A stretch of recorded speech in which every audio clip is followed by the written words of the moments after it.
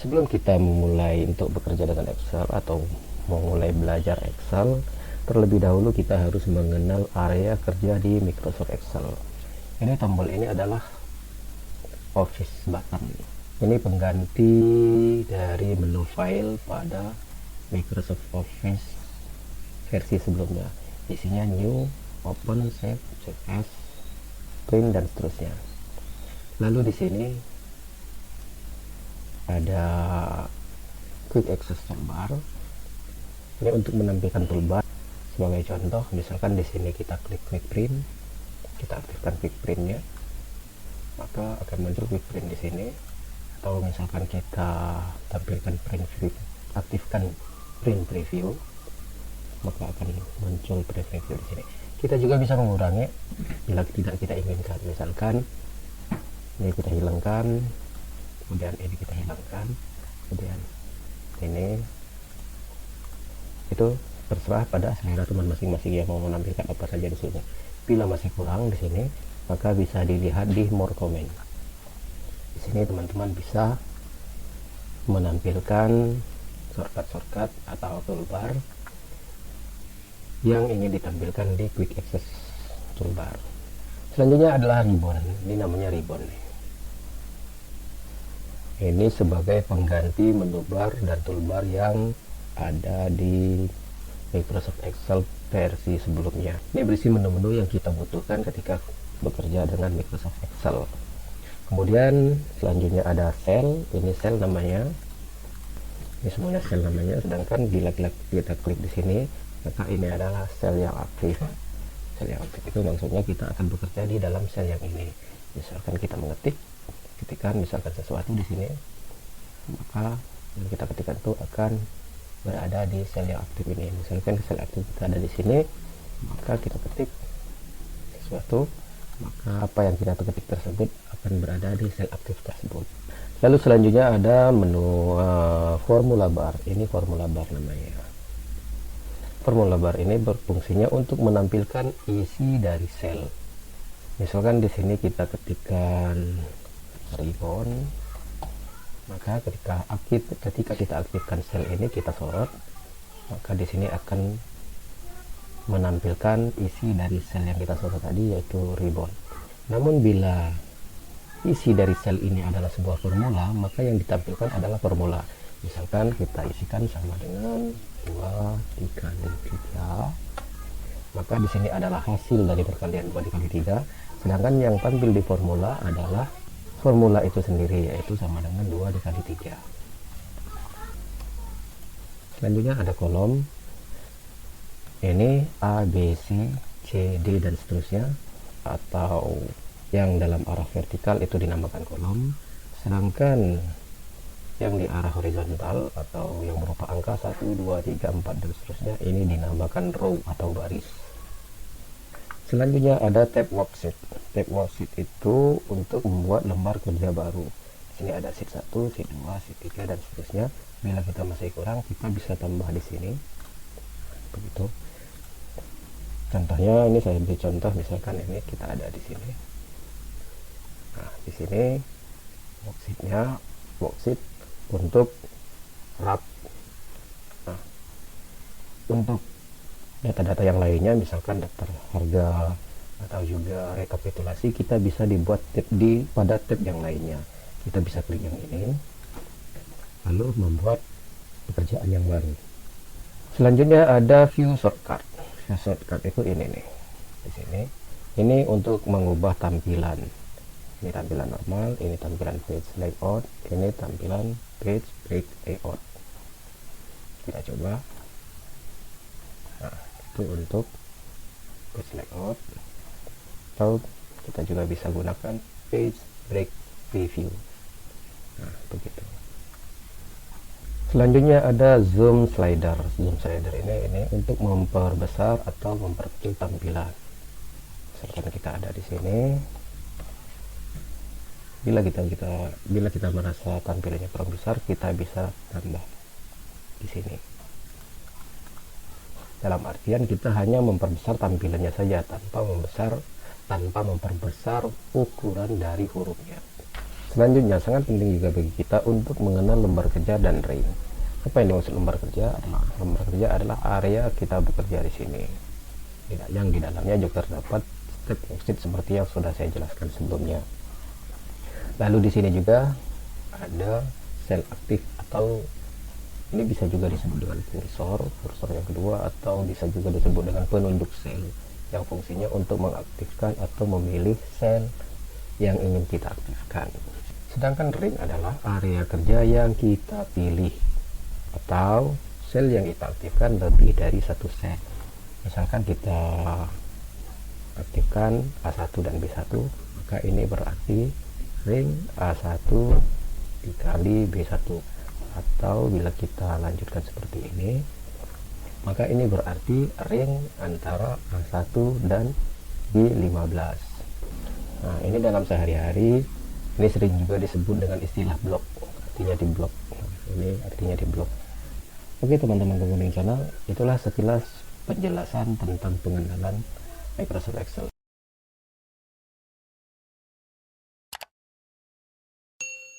Selanjutnya kita mencoba memasukkan data ke dalam sel. Misalkan di sini kita ingin membuat tabel atau daftar harga material bangunan. Kita ketikkan di sini A1, misalkan semen. Kemudian tekan tab, maka sel aktifnya atau penunjuk selnya akan berpindah ke sini. Ini artinya sel yang ini yang aktif. Kita masukkan harganya misalkan 60.000. Enter. Lalu kita masukkan lagi misalkan pasir. Kita isikan 150.000 misalkan. Lalu koral misalkan 400.000. Selanjutnya ember cor misalkan 5.000. Oke, untuk sementara kita memasukkan 4 item saja dulu.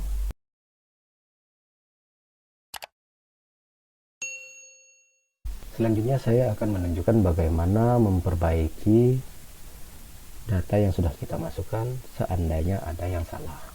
Misalkan di sini misalkan ember cor, kita ingin menuliskan cukup ember saja, maka ada 3 jalan cara untuk mengubahnya. Pertama adalah double klik di sini, lalu kita hapus cornya, atau bisa juga melalui menu bar. Misalkan di sini lagi kita lengkapi dengan cor, ember cor. Kita klik di sini, kemudian klik lagi di sini, kemudian ketikkan perubahan yang ingin kita lakukan, spasi cor. Atau bisa juga tekan F2 yang ada di keyboard, maka secara otomatis kursornya akan berada di dalam sel. Kemudian ketikkan button enter.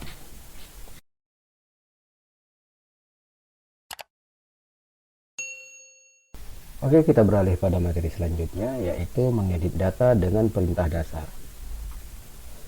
Ada 3 perintah dasar yang digunakan untuk mengedit data, yaitu copy, cut, and paste. Di toolbarnya cut, copy, and paste di sini. Copy, cut, and paste ini bisa juga dengan menggunakan fungsi tombol. Untuk cut itu Ctrl X, untuk copy itu Ctrl C, sedangkan untuk paste itu Ctrl V. Kita coba, misalkan di sini kita mau mengcopy semen. Oke, kita coba satu persatu. Misalkan kita mau mengcopy, copy itu artinya untuk menduplikat ya. Kita mau mengcopy semen. Ini misalkan kita aktifkan di sini, kemudian kita copy, klik copy, lalu klik di mana kita akan meletakkannya, misalkan di sini, kemudian klik paste. Kita juga bisa mengcopy lebih dari satu sel atau mengcopy ring. Misalkan di sini kita copy, kita blok seperti ini atau kita sorot seperti ini, kemudian kita copy, klik toolbar copy ini atau klik Ctrl atau tekan Ctrl C, lalu letakkan sel aktifnya di tempat yang kita inginkan di sini misalkan, kemudian klik paste. Lalu kita coba perintah cut, misalkan pasir beton, kita klik, kemudian kita aktifkan dan beserta dengan harganya, kemudian kita klik toolbar cut, lalu tempatkan di mana yang kita inginkan, misalkan di sini, kemudian klik paste.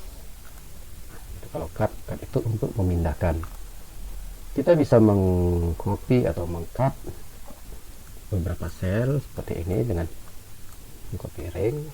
Kita juga bisa langsung dengan mengklik baris atau kolom. Bila kita klik dari baris, misalkan di sini, ketika letakkan kursi ini, ketika berubah jadi tanda panah, klik, kemudian kita copy. Nah, perintah copy itu bisa juga dengan klik kanan ya, klik kanan, maka di sini ada cut, ada copy, ada paste dan seterusnya. Jadi kita copy misalkan di sini, kemudian kita pindahkan di sini, kita letakkan di sini, kita klik kanan, kemudian klik paste. Nah, begitu. Bila kita mengcopy dengan cara mengklik baris, maka seluruh isi baris tersebut akan tercopy.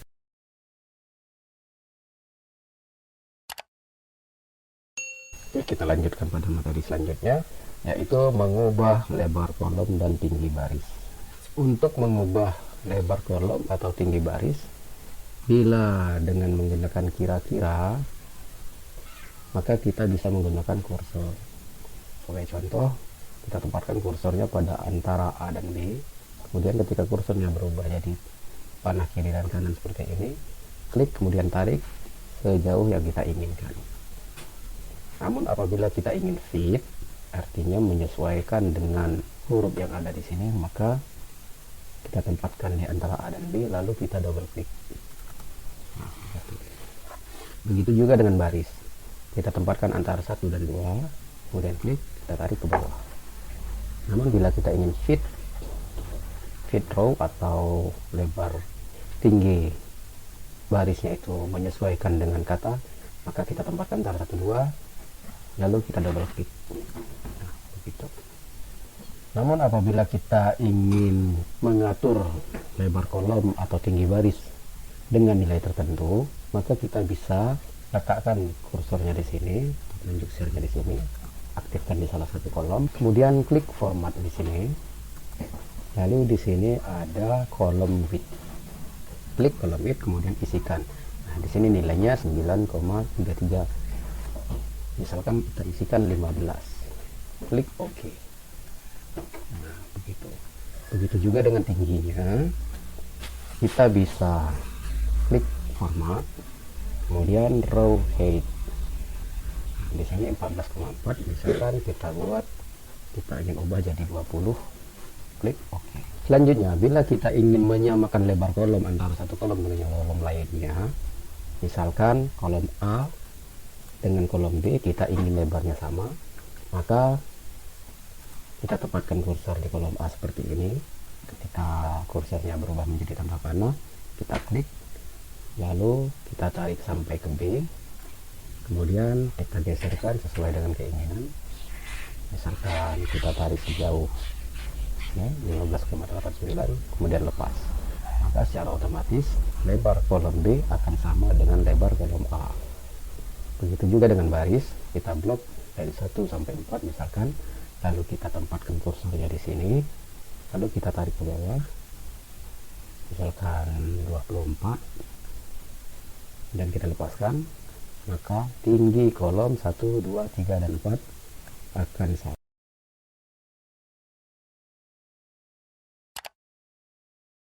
Selanjutnya membuat grid line. Grid line itu yang ini ya, yang gambar garis-garis warna agak kebiruan ini, yang kotak-kotak, garis-garis kotak ini. Ini grid line, ini sebenarnya garis bayangan ya. Jadi ketika kita print itu nggak ada. Cara menghilangkannya, klik menu view, kemudian hilangkan centang di grid line ini. Klik. Nah itu. Jadi sebenarnya ini nggak ada garisnya, itu hanya garis bantu. Kalau kita mau munculkannya lagi, klik lagi. Nah, gitu ya.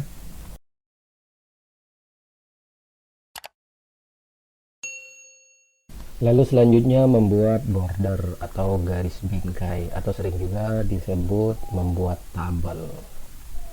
Jadi ketika kita akan membuat tabel, kita blok dulu atau kita tempatkan posisi penunjuk sel aktifnya, kita tentukan sel aktifnya yang mana yang mau kita blok.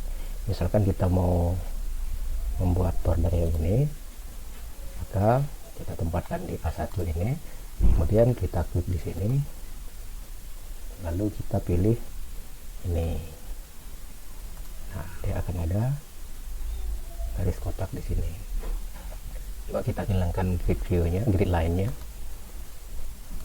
Nah, begitu. Atau bila kita akan membuat lebih dari satu sel, misalkan seperti ini, maka kita blok yang 2 sel ini, kemudian kita pilih lagi, atau langsung saja ini kita klik, maka dia akan ada kotaknya. Atau bisa juga kita hanya membuat salah satu sisi garis, misalkan begini, lalu kita hanya akan memberi garis pada bagian bawah, maka kita pilih ini bottom border, maka yang diberi garis hanya bagian bawah saja. Jadi di sini kita punya pilihan, ini bottom border hanya untuk garis di bawah, top border hanya untuk garis di atas. Misalkan top border yang ini kita contoh, kita pilih top border, maka garisnya hanya yang di atas saja. Lalu ada juga left border, misalkan kita pilih yang ini, maka left border hanya garis sisi kirinya saja. Nah, begitu juga dengan right border, maka yang diberi garis hanya sebelah kanannya saja. Kita juga bisa memilih semua dengan memilih all border. Nah, begitu. Sedangkan no border itu untuk menghilangkan border. Jadi kita tinggal pilih saja di sini all border, atau kita juga bisa hanya memberi garis sisi luar saja, misalkan yang ini outside border. Nah, begitu. Kita juga bisa memberi double, maksudnya begini, kita beri all border, kemudian khusus garis luar kita tebalkan, kita kasih thick border. Nah, begitu. Jadi garis sisi luar itu lebih tebal daripada garis yang dalam. Selanjutnya di sini semua kita bisa memilih sesuai dengan keinginan kita. Bottom double border ini untuk 2 garis dan seterusnya ya.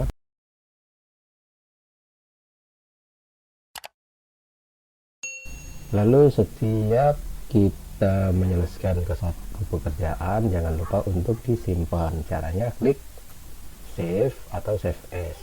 Tidak hanya ketika selesai bekerja, ketika di tengah-tengah pekerjaan juga sekali-sekali harus kita save atau kita simpan. Klik office button ini, kemudian klik save as. Nah, di sini kita tentukan foldernya di mana kita akan menyimpannya, misalkan di jam 1. Lalu kita beri nama filenya, misalkan latihan jam pertama. Klik save. Lalu setelah selesai, kita tutup pekerjaan kita, bisa dengan close. Kalau kita close, itu hanya menutup filenya tanpa menutup Excel. Misalkan begini, nah, filenya tertutup tapi Excelnya tidak tertutup. Untuk menutup Excelnya bisa kita klik dari sini atau dari sini. Exit Excel. Lalu untuk membuka kembali file yang telah kita buat tadi atau pekerjaan yang telah kita kerjakan tadi, kita buka lagi Microsoft Excel, double klik icon ini, kemudian klik office button-nya, lalu klik open. Kalau seandainya ada di sini, kita bisa langsung klik di sini ya. Tapi kalau seandainya tidak ada, kita bisa klik open, lalu kita cari di mana kita menyimpan tadi. Nah, di sini, lalu klik nama file kita tadi, kemudian klik open. Oke teman-teman Kumbing Channel, untuk pelajaran jam pertama Microsoft Excel, yaitu pengenalan Microsoft Excel, sudah selesai. Kita lanjutkan pelajaran kita pada tutorial Microsoft Excel jam kedua.